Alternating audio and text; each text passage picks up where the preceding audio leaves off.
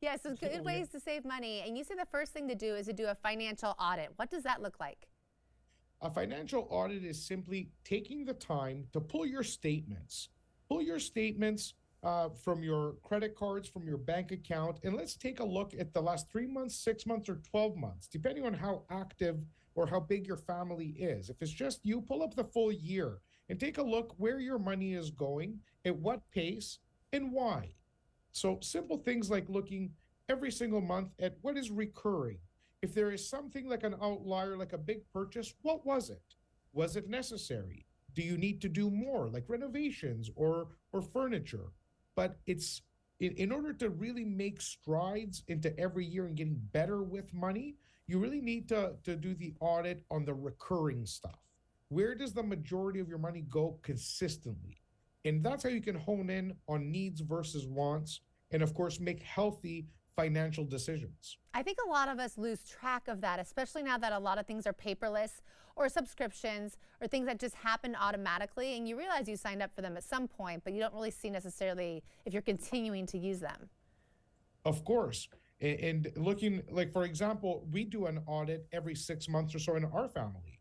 And the stuff that we look for very specifically is do we need Disney Plus and Netflix and Crave and Paramount and all these things that come out that are strategically made to lure the consumer into their services, where the Kardashians, for example, come on one, and then your best other show comes on a different platform.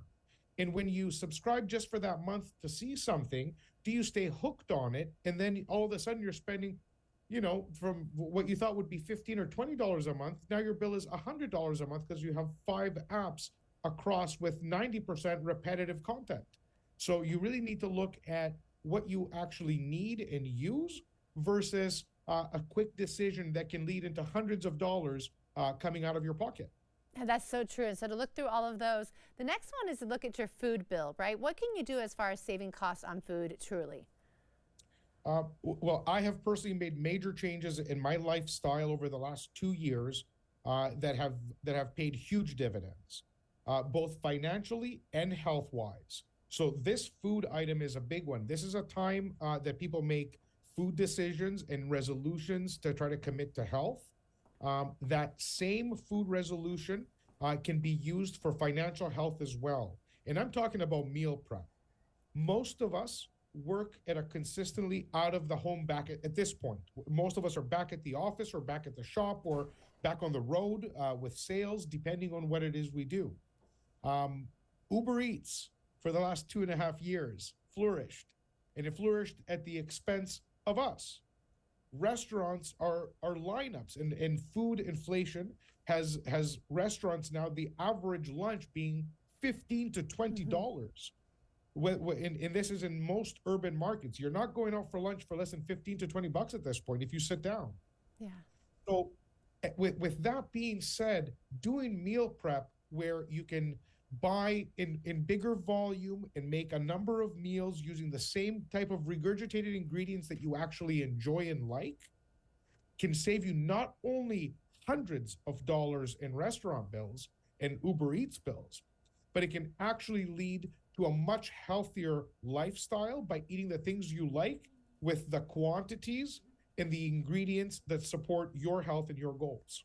So the tips. savings is huge, and lifestyle even more so. We just have 30 seconds, so I want to share this one too. The impulsive spending, to simply leave your credit cards at home. What a great idea.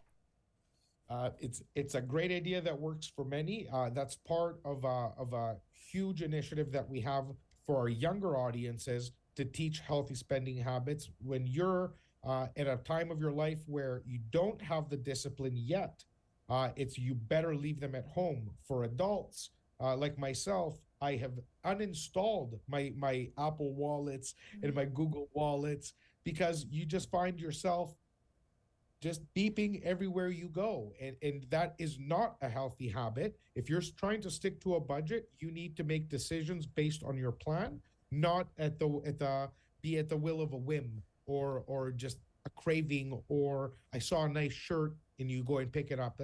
There goes another $80, right? Or popcorn at the movie theater. All that, for sure. Go to the movie theater, you bet. Adds up. Simeon, thank you so much. Great tips as always. My absolute pleasure. Happy New Year and happy financial health to all. Happy New Year to you as well. You guys, we're going to have more information about Simeon on our website at katu.com. Stay right there. Afternoon Live will be right back. But